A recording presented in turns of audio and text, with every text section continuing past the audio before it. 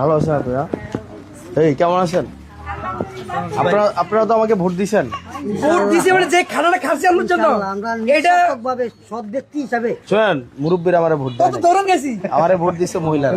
ইনশাআল্লাহ সবাই দিচ্ছে যে দৌড়ানি গাইছি ভাই সবাই দেয় নাই, মহিলারা ভোট দিছে, আন্টিরা ভোট দিছে। আমরা দিছে তো ইনশাআল্লাহ।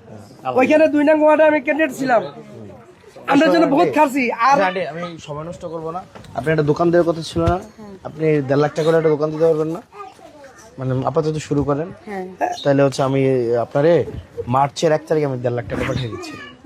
হ্যাঁ আপনি আচ্ছা, আমি দোয়া করি আল্লাহ জানে তোমার সুস্থ রাখে সবসময়।